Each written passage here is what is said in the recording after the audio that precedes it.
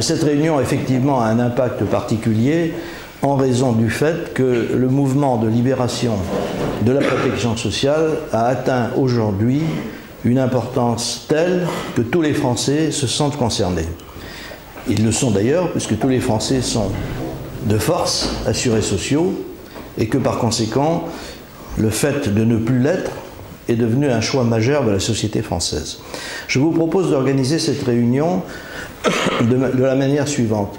Pendant une demi-heure ou trois quarts d'heure, je vais vous exposer les faits tels qu'ils nous ont menés ici. Non pas les faits qui m'ont amené à Brive, ça c'est le train, mais les faits qui ont amené la protection sociale à être bouleversée en France sans que personne ou presque ne soit au courant. Et puis, si vous le voulez bien, ensuite, nous passerons le reste de la réunion à des questions-réponses dont l'expérience prouve que c'est probablement ce qu'il y a de plus utile dans la mesure où chacun se pose effectivement des questions sur la faisabilité de la chose, sur les risques éventuels que l'on peut prendre, sur la façon la plus habile de procéder. Donc, cette réunion aurait pu ne jamais se passer si la France respectait ses lois.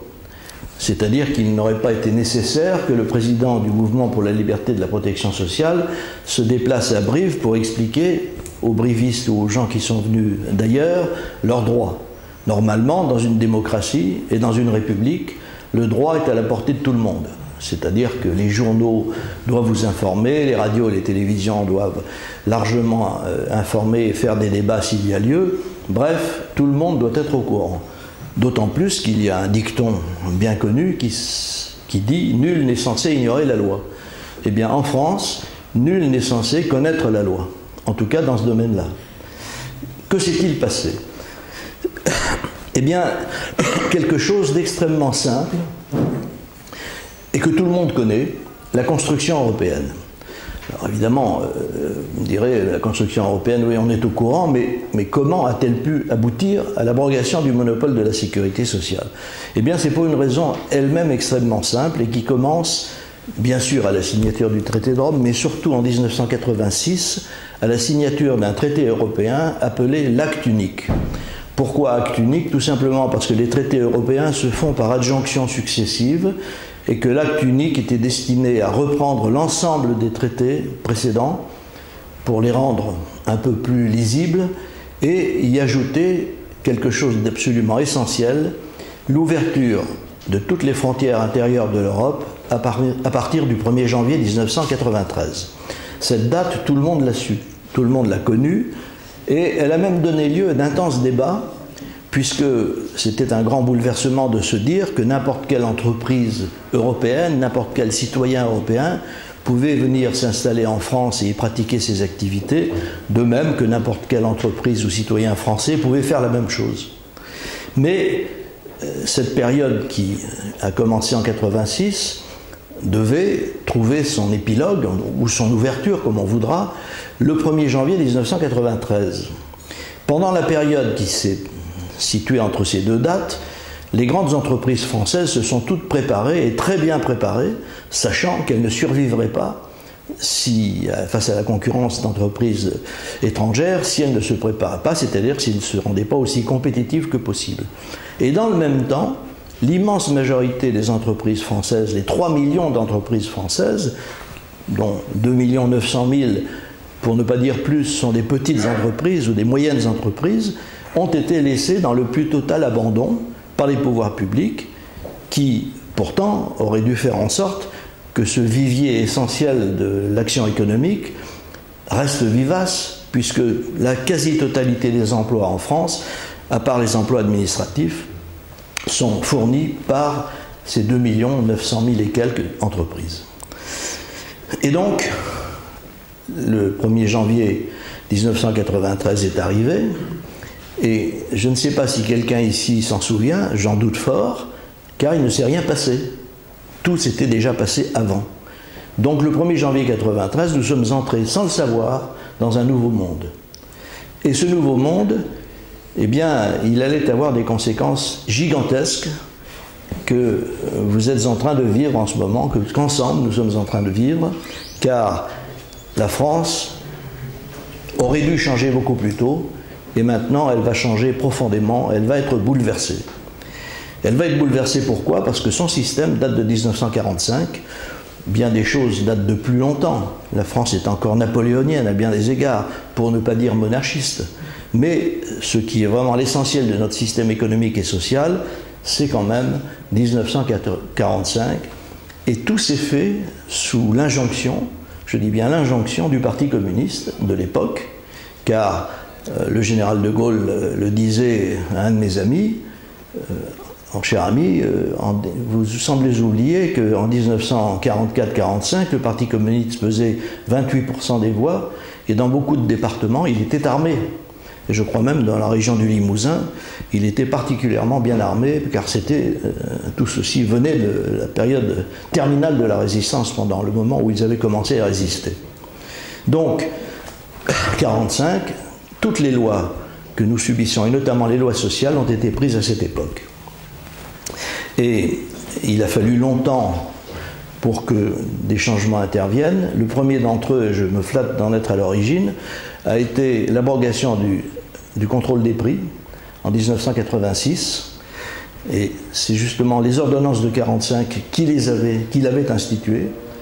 Et bien entendu, il y a eu une bataille féroce à ce moment-là qui a commencé, car par une nuit sans lune, M. Balladur a fait modifier la loi au Sénat par un amendement passé presque en secret, car la sécurité sociale était incluse dans l'abrogation du contrôle des prix. C'est-à-dire que dès 1986, on aurait dû avoir la liberté sociale.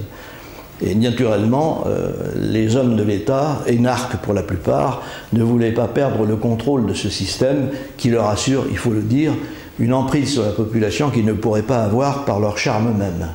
Donc, nous avons, au fil des années, vu des changements s'opérer, mais en matière de sécurité sociale, sur le terrain, aucun. Or, que s'est-il passé en Europe? Quelque chose de fondamental. À partir du moment où le 1er janvier 1993, tout citoyen européen pouvait venir s'installer dans n'importe quel autre pays, il y avait deux critères qu'il fallait considérer. Le premier, c'était de savoir si tous les pays avaient le même système social. Non, ils avaient tous des systèmes différents. Ce qui voulait dire que si l'on maintenait le monopole de ces systèmes sociaux différents, il n'y aurait pas de liberté de circulation ni de liberté d'établissement en Europe. D'où la nécessité de prendre des directives qui ont été prises en 1992 et aux travaux desquels nous avons participé, et qui visaient justement à abroger tous les monopoles. Et on peut comprendre très facilement pourquoi il fallait le faire, tout simplement parce que si vous prenez un citoyen allemand par exemple, ou néerlandais, dans le pays duquel on pouvait s'assurer librement à partir d'un certain niveau de revenus. Et la raison était d'ailleurs assez simple, c'est que comme toutes ces cotisations sociales étaient proportionnelles au revenu, ce qui est une ineptie, parce qu'une assurance ne doit pas dépendre du revenu, elle doit dépendre du risque. Mais là, nous étions là encore dans un système de caractère collectiviste. Bref, les États allemands et néerlandais, étant quand même des États réellement démocratiques, ont considéré qu'une personne qui gagnait plus, à l'époque c'était 20 000 francs français par mois, ne pouvait pas quand même se faire taxer à des hauteurs astronomiques par le système proportionnel, et donc on leur a donné la liberté. C'est-à-dire qu'en Allemagne, ils pouvaient s'assurer librement au-dessus de cette somme, de ce revenu mensuel, et aux Pays-Bas, ils étaient obligés de s'assurer ailleurs.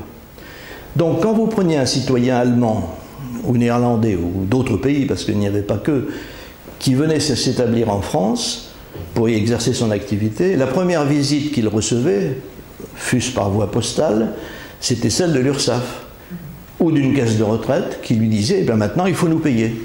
Alors le brave citoyen néerlandais ou allemand disait mais moi j'ai pas besoin de payer, je suis déjà assuré dans mon pays et je bénéficie même d'une assurance à caractère viager, c'est-à-dire que j'ai souscrit jeune et je reste toujours sur les mêmes bases, donc je n'ai aucune raison de changer. Et naturellement, la réponse qu'il recevait était toujours la même, ou qu'il aurait dû recevoir si on avait maintenu le système. On ne veut pas le savoir, ici c'est un monopole. Donc il fallait abroger le monopole, car sinon la France serait devenue un État interdit à la libre circulation européenne. Certains nous disent comment, mais les États sont libres de leur protection sociale. Bien entendu, ils sont libres de prendre les lois sociales qu'ils veulent. Ils peuvent parfaitement dire qu'on peut distribuer de l'argent non plus sur la base actuelle, mais 10 fois plus. Ça, c'est ce qu'on appelle une politique sociale. Bon, naturellement, elle peut être folle, comme c'est le cas de la France d'ailleurs, il faut le dire, mais ils ne sont pas libres de désigner les organismes qui doivent assurer la protection sociale. Et c'est justement là que la concurrence intervient. Donc les directives étaient destinées justement à permettre à un citoyen allemand, néerlandais ou autre s'installant en France de conserver son assurance, donc de ne pas être obligé de souscrire à l'assurance française, et inversement, un citoyen français pouvait faire la même chose. Donc nous sommes arrivés à ces directives qui ont été signées, notez-le bien, par M. François Mitterrand, qui a préféré la construction européenne au maintien du monopole de la sécurité sociale. Je suis loin d'être un de ses amis, un de ses anciens amis, mais il faut quand même lui rendre au moins cet hommage qu'il a su faire un choix qui s'est inscrit dans le bon sens plutôt que dans le mauvais, à côté de beaucoup d'autres qui ne méritent pas ces qualificatifs. Donc, ces textes ont été signés par les États. Je vous rappelle également qu'une directive n'est pas une décision de la Commission européenne. La Commission européenne prépare les directives, elle consulte, nous avons été consultés, elle prend ensuite des textes qu'elle soumet à l'approbation des autorités politiques des différents pays, et c'est eux, ces autorités politiques réunies en conseil, qui approuvent ou n'approuvent pas. En l'occurrence, ils ont approuvé ces deux directives. Et vous allez voir comme les choses sont bien faites. Les directives sont de 92, l'ouverture du marché 1er janvier 93. Tout était prêt à temps et les dates d'application étaient très proches. Pour la France, la date de mise en œuvre était le 1er juillet 1994.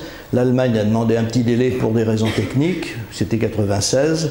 Mais à la différence de la France, l'Allemagne, quand elle prend des engagements, c'est pour les appliquer. Nous, en France, quand on prend des engagements, c'est pour s'asseoir dessus. Donc, on pouvait bien prendre tous les engagements qu'on voulait. Il n'était pas question de se plier à ces textes, d'autant plus qu'ils allaient bouleverser littéralement le système. Donc, nous sommes arrivés en 1994, et au 1er juillet 1994, dans les jours qui ont précédé, j'ai fait deux choses.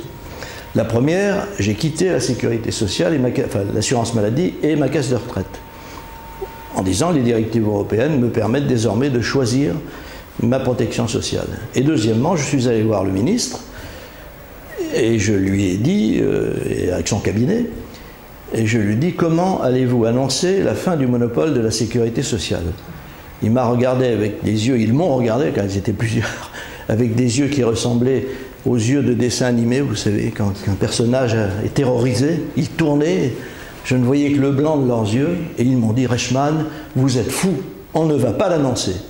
Alors j'ai dit, mais enfin pourquoi? Pourquoi n'allez-vous pas annoncer ce qui était signé, même pas par vous, puisque vous êtes un gouvernement de droite, ou en tout cas présumé tel, et ce sont les socialistes qui ont signé ces textes. Il va y avoir des manifestations. Alors là encore, j'ai exprimé mon incompréhension, puisque une manifestation par définition a lieu quand on enlève quelque chose à quelqu'un ou quand on veut le soumettre à quelque chose de désagréable, mais certainement pas quand on lui rend son argent. Ce qui allait être le cas de ces directives. Ils m'ont dit non, non, il y aura quand même des manifestations. Et j'ai eu la même réaction dans nombre d'organes de presse qui disaient non, non, il va y avoir des manifestations, on ne peut pas en parler. Parce que la sécurité sociale, et j'en dirai peut-être quelques mots tout à l'heure, c'est loin d'être une institution de caractère social, économique, réglementaire ou quoi que ce soit. La sécurité sociale en France est une religion.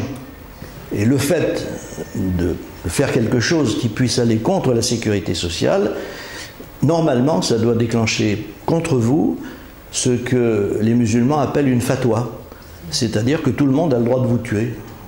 Tout bon assuré social a le droit de vous assassiner si vous dites du mal de la sécurité sociale, et encore plus si vous lui en faites, ce qui était mon cas. Donc j'étais en grand péril. Mais heureusement, mon inconscience a fait le reste, et donc j'ai poursuivi mon action, et j'ai naturellement fait ce qu'il fallait pour que la presse, il y en avait quand même qui le voulaient bien, le sache.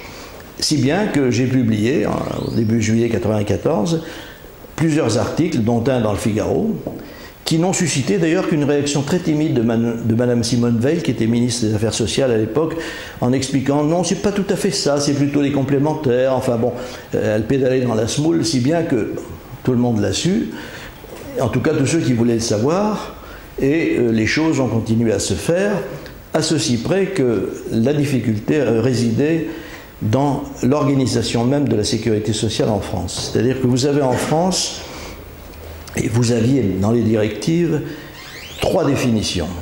La première, c'était celle qui concernait les sociétés d'assurance, la seconde, les institutions de prévoyance, et la troisième, les mutuelles. Or, nous nous sommes trouvés dans la situation assez simple, et qui est la suivante. Les directives européennes prévoyaient, et prévoient toujours d'ailleurs, car le texte est toujours bien entendu en vigueur, ce sont des lois fondamentales de l'Union européenne, qu'en France, et chaque pays était détaillé, il suffit de se reporter au texte, c'est très facile, en France peuvent assurer tous les risques compris dans ce que l'on appelle la protection sociale, les sociétés d'assurance privées, donc les assurances, les institutions de prévoyance et les mutuelles. Or, curieusement, 2 lois de transposition, car vous savez qu'une directive, pour être appliquée, elle peut certes être appliquée directement, comme c'était le cas de des directives de 92, elles sont d'effet général, elles sont d'effet direct, mais pour l'application vraiment sérieuse sur le terrain, il faut ce que l'on appelle des lois de transposition, de manière à ce que les lois nationales comportent bien toutes les clauses des lois européennes. Et très facilement, en 1994, très près de la date limite d'application, enfin c'était 93, mais enfin 94 je veux dire, mais c'était un peu avant le 1er juillet et un peu après le 1er juillet, une loi a été prise pour transposer les directives aux sociétés d'assurance et une autre aux institutions de prévoyance qui sont, je vous le rappelle, des institutions paritaires qui sont donc faites entre le patronat et les syndicats, ou même sans syndicat d'ailleurs. Le patronat peut faire une association, une institution de prévoyance avec des gens de son personnel qui transposaient les directives. Mais pourquoi avait été si facile? Eh bien, tout simplement parce que ni les assurances, ni les institutions de prévoyance n'assuraient jusque-là autre chose que des complémentaires. Donc, ils n'avaient pas du tout d'impact sur ce que l'on appelle en France la sécurité sociale. Donc, transposer ces directives ne changeait rien, sauf que, bien sûr, ces sociétés étaient autorisées à tout assurer, comme les institutions de prévoyance. Mais elles se gardèrent bien de le faire. Il restait les mutuelles. Alors, certains vont s'interroger en se demandant, mais pourquoi le code de la mutualité, pourquoi cela a été aussi difficile? Eh bien, pour une raison très simple, c'est que toutes les caisses de sécurité sociale sont en fait des mutuelles. Elles sont toutes, absolument toutes, sauf les 3 caisses nationales, qui ne sont pas visées par ces textes, sont toutes régies par le code de la mutualité. Et donc, il fallait changer le code de la mutualité pour transposer les directives, et c'est là que le débat a été vraiment absolument apocalyptique. Tous ceux qui sont dans le social, comme on dit, c'est-à-dire tous ceux qui vivent du social, se sont vraiment dépensés sans compter pour essayer de trouver un moyen de ne pas appliquer ces directives aux caisses de sécurité sociale. On a consulté le banc et l'arrière-banc des juristes, on a fait venir des membres du Conseil d'État et tous ont fini par dire c'est imparable, on n'y peut rien, c'est l'Europe qui l'a décidé, la France l'a signé, il faut l'appliquer. Et donc, à la fin des consultations, rien ne s'était passé, et pour cause, puisque chaque jour qui passait était un jour de plus, monsieur le bourreau, jusqu'au moment, parce que pendant ce temps-là, nous poursuivions naturellement nos offensives sans arrêt, en faisant des procès, en poussant la Commission européenne, en saisissant la justice de toutes les manières possibles et imaginables. Et nous avons fini par obtenir la traduction de la France devant la Cour de justice européenne pour n'avoir pas appliqué ces directives, puisqu'il manquait encore le code de la mutualité. Et nous avons fait condamner la France en décembre 1999, et les attendus sont très simples. La France n'a pas transposé complètement les directives européennes, comme c'est son obligation, et elle ne les applique pas. C'était vraiment une victoire en race campagne, et M. Jospin, qui était à l'époque au gouvernement, c'était donc la cohabitation avec M. Chirac, M. Jospin continuait à se faire tirer l'oreille, c'est le moins qu'on puisse dire, Donc nous avons à nouveau saisi la Commission européenne, qui nous a suivis complètement, et qui a déclenché une procédure qui s'appelle dans le jargon européen un manquement sur manquement. C'est-à-dire que quand il y a un premier manquement aux obligations européennes et une condamnation de la Cour de justice, et que le manquement se poursuit, on saisit à nouveau la Cour de justice, qui cette fois-ci condamne bien entendu, mais avec de très fortes amendes et des pénalités quotidiennes. Là, M. Jospin a compris que c'était fini. Il n'avait plus le choix, car aucun gouvernement ne peut expliquer à ses citoyens qu'il va leur demander des impôts énormes pour payer des erreurs qu'il commet sur le plan juridique. Donc, M. Jospin a décidé de procéder par ordonnance, car sinon il aurait fallu un débat au Parlement, et ça, il n'avait pas envie de l'avoir, alors que le débat aurait été très simple, puisque ceux qui pouvaient s'y opposer avaient tous signé ces textes. Les communistes avaient signé, ou en tout cas étaient présents dans le gouvernement qui l'avait signé. La droite avait transposé elle aussi les directives. Les socialistes, naturellement, au premier chef, puisque c'était leur patron, M. Mitterrand, qui avait voulu ces textes, ou en tout cas qui les avait acceptés. Et finalement, M. Jospin donc, a pris une ordonnance, 19 avril 2001, abrogeant l'ancien code de la mutualité, promulguant un nouveau code de la mutualité, et cette ordonnance, comme la loi l'exige, a été approuvée par le Parlement par un vote du 17 juillet 2001. Le monopole était officiellement mort en France. 2001, nous sommes en 2013. Le monopole, c'est comme le canard dans les histoires de Robert Lamoureux, est encore vivant, même s'il ne sait pas qu'il est mort. Mais, enfin, s'il le sait en réalité. Donc, en 2001, j'ai considéré que ma mission était accomplie, puisque je m'étais fixé pour tâche de faire abroger le monopole de la sécurité sociale, qui était, à mon avis, le pas essentiel qu'il fallait franchir pour que la France entre de plein pied dans la nouvelle ère de la mondialisation et de la concurrence internationale, et que ces entreprises et ses citoyens puissent faire face justement à cette concurrence et à cette nécessité impérieuse de compétitivité. Et effectivement, les premiers résultats de ces textes ont été très satisfaisants, puisque ceux qui se libéraient, lorsqu'il y avait une caisse qui voulait s'y opposer, donnaient lieu à un procès que nous gagnions. Nous les avons gagnés pendant 2002, 2003, et les choses paraissaient désormais engagées sur la bonne voie. Il n'y avait plus que la nécessité, bien sûr, que tout le monde réalise ce qui s'était passé, que les gens se libèrent, etc. Mais tout ça était inscrit dans le fil de l'histoire et ne présentait pas de difficultés. Jusqu'à ce que survienne l'affaire Buffalo Grill. Alors vous allez évidemment me demander ce que vient faire une chaîne de restauration dans un tel débat. Eh bien, c'est extrêmement simple. La chaîne Buffalo Grill était dirigée, jusqu'à une date récente d'ailleurs, par un monsieur qui s'appelle Christian Picard, et dont j'ai fait la connaissance un jour à l'issue d'une conférence que je donnais dans des milieux industriels et d'hommes d'affaires. Il est venu me voir après la conférence et il m'a dit « Voilà, je me présente, je suis le président de Buffalo Grill, nous avons 500 restaurants à peu près, une moitié en gestion directe, l'autre moitié en franchise. Moi, je suis d'origine très modeste, me dit-il, je n'ai pas fait d'études, et à 20 ans, je suis parti aux États-Unis pour voir du pays, pour voir un peu comment ça se passait. Je suis devenu garçon de restaurant pour gagner ma vie. Et comme je donnais satisfaction, je suis ensuite devenu chef de rang, et j'ai vu comment les choses se passaient aux États-Unis. Il y avait des assurances privées, elles ne coûtaient pas cher, les gens étaient beaucoup mieux payés parce qu'ils n'avaient pas laissé trop d'argent à une sécurité sociale qui est évidemment très dispendieuse. C'est un très bon système, c'est le système qu'il faut à la France. Et je découvre au cours de cette conférence que c'est ce système que vous portez avec les autorités européennes. Et donc, j'aimerais que vous me teniez au courant et éventuellement que mon entreprise puisse vous suivre sur ce terrain. Je l'ai bien entendu tenu au courant, comme je le faisais de beaucoup d'autres chefs d'entreprise. Et un jour, il m'appelle, je me souviens, c'était un vendredi après-midi. Alors il s'excuse beaucoup de ne pas m'avoir appelé plus tôt, mais il était en déplacement à l'étranger. Il tenait le lundi suivant, c'est-à-dire 3 jours après,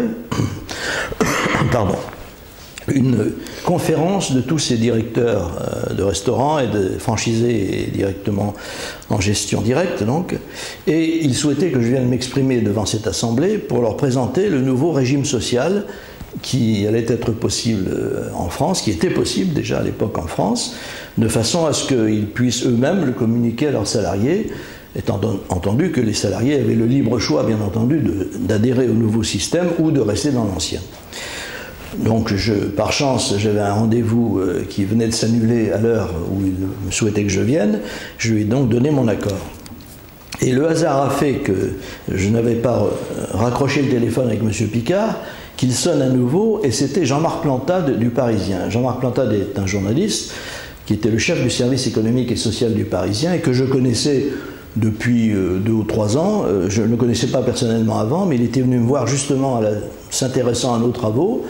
Il avait demandé à me rencontrer pour avoir plus de détails, etc. Et ensuite, à intervalles réguliers, il m'appelait pour savoir s'il y avait du neuf. Je lui envoyais des documents. Enfin bref, il se tenait au courant. Alors il me demande s'il y a du neuf. Je lui dis, ben oui, écoutez, il y a du neuf, c'est intéressant. Il y a M. Picard de Buffalo Grill qui me demande d'aller parler devant ses salariés. Je vais leur présenter la liberté sociale. Et il me dit, mais est-ce que... j'aimerais bien venir. Je dis, mais malheureusement, il me dit, j'ai un reportage à faire qui est déjà engagé. Est-ce que vous pouvez me raconter ce qui s'est passé? Je lui dis, ben, appelez-moi mardi matin, je vous raconterai ce qui s'est passé. Il m'appelle effectivement le mardi matin, et je lui dis, ben voilà, M. Picard a dit à ses salariés que ceux d'entre eux qui voulaient être libres et qui toucheraient leur salaire complet, ce qui n'est quand même pas quelque chose de négligeable, pouvaient le faire, et à la suite de l'exposé que j'en avais fait.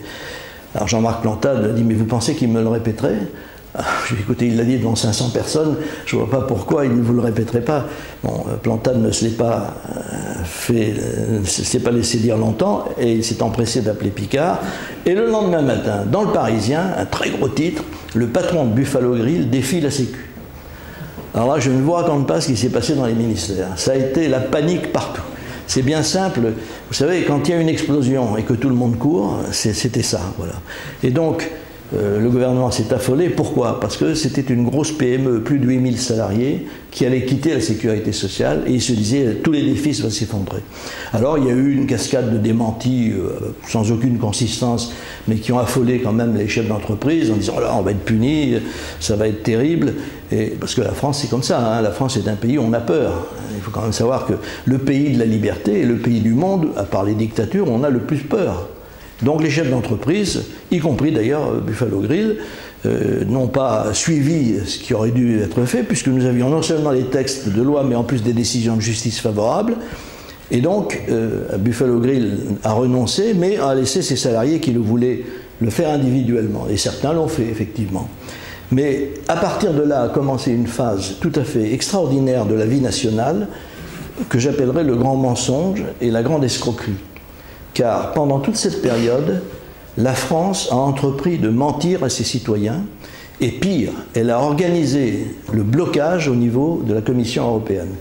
Car elle avait placé un certain nombre de hauts fonctionnaires au poste clé de la Commission européenne, et notamment à la direction du service juridique, et tous ont reçu consigne de ne plus suivre leurs obligations communautaires et de dissuader tous les Français qui s'adressaient à eux d'exercer leur droit à la liberté de la protection sociale en leur mentant de la manière qui leur convenait le mieux. Et j'en ai une preuve, j'en ai des preuves multiples, mais j'en ai une vécue qui m'a vraiment plongé dans des abîmes de réflexion sur la nature des institutions communautaires, qui sont d'ailleurs à bien des égards des institutions comme les autres.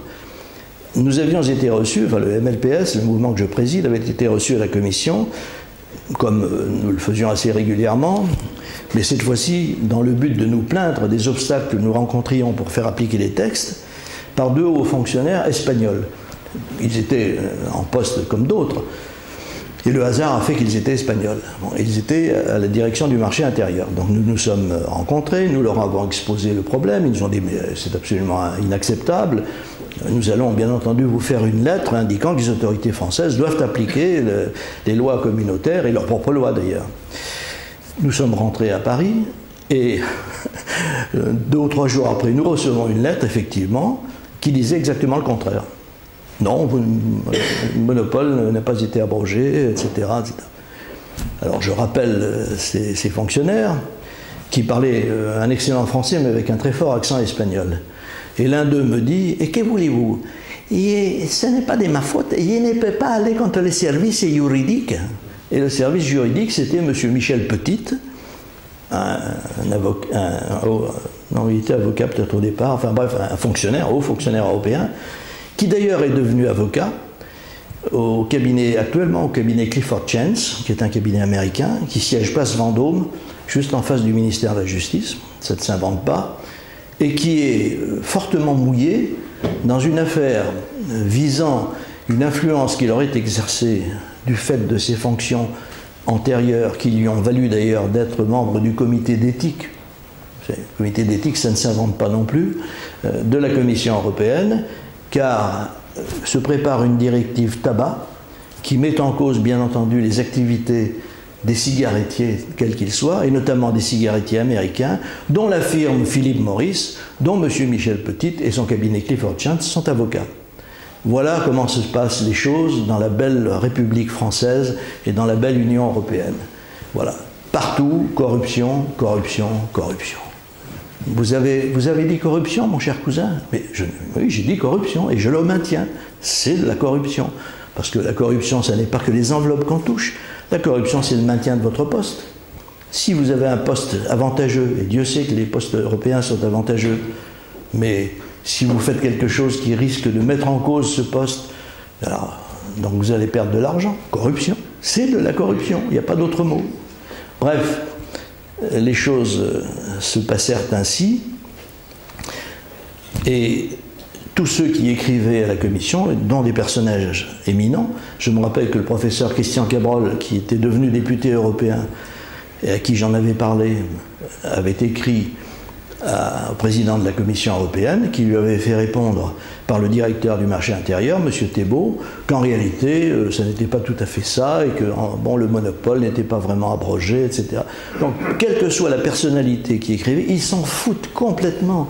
Il n'y a pas de sanctions au niveau européen. Jamais, jamais, jamais. Et donc, ils peuvent bien faire tout ce qu'ils veulent, même être impliqués dans des affaires où ils ne devraient jamais être. Ça continue quand même comme avant. Alors, il nous restait finalement peu d'armes, puisque nous avions contre nous le gouvernement français, tous les partis politiques, les syndicats, la Commission européenne. Et nous étions qui? Eh bien, pardonnez-moi la comparaison, qui, rassurez-vous, n'est pas du tout prétentieuse. J'étais vraiment comme Jésus et ses apôtres. Hein. C'est-à-dire que j'avais autour de moi un peu plus de 12 apôtres, mais qui étaient des gens modestes. C'était des petits commerçants, des camionneurs, des artisans, quelques médecins qui me suivaient par confraternité et par amitié, beaucoup plus que par conviction, et c'était tout. Eh bien, nous avons quand même tenu le coup et nous avons gagné, car nous avons maintenu la pression et nous avons obligé finalement, à force de pression, la presse, petit à petit, d'autres réseaux, à se mettre dans la partie et à informer les Français de leurs droits.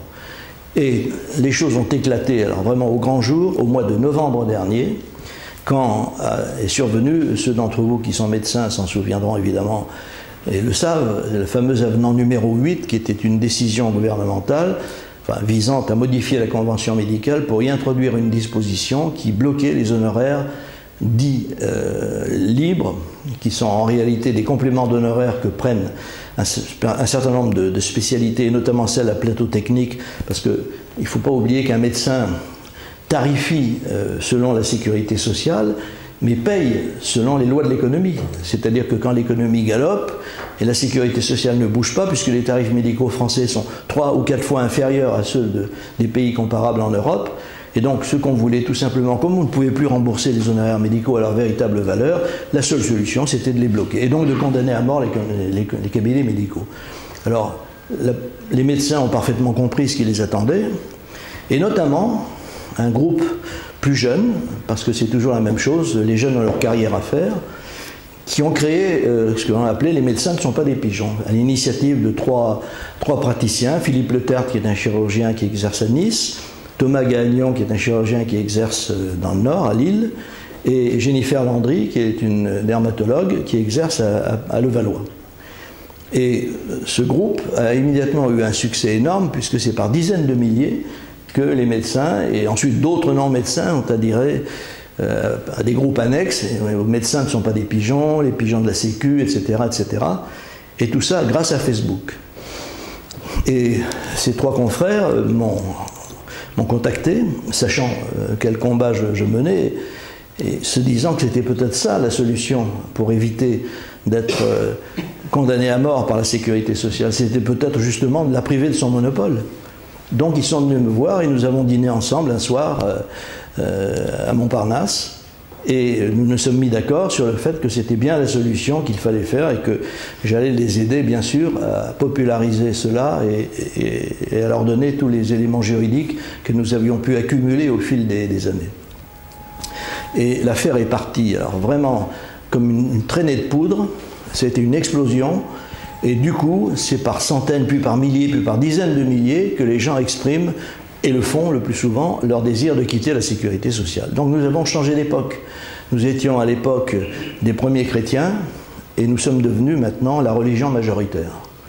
Alors évidemment, il aurait fallu un empereur Constantin, il le faudra encore pour inscrire tout cela dans les tables de la loi, mais ça ne va pas manquer d'arriver, même s'il ne s'appellera pas forcément Constantin. Donc nous en sommes là actuellement et au cours de la deuxième partie de cette réunion, nous allons aborder bien sûr dans le détail les différentes façons de faire, les inconvénients qu'il peut y avoir, les risques qu'il faut prendre ou ne pas prendre. Mais ce qui est certain, c'est qu'aujourd'hui, nous avons franchi une étape décisive car depuis le début, ce problème n'a jamais été juridique. Vous l'avez compris à travers le récit que je viens de faire, ça n'est pas la loi qui a été discutée, ça n'est pas son contenu. Ce qui a été discuté, c'était son opportunité en France. Et c'est si vrai que deux exemples, dont l'un m'est personnel, vont vous le prouver. Le premier, c'est celui de notre confrère Chemsi, que certains connaissent pour le lire assez souvent sur les blogs et sur Facebook, plaidant devant la cour d'appel, je crois que c'était à Rouen, et s'entendant dire par la présidente, enfin docteur, vous avez raison, mais je vais vous donner tort.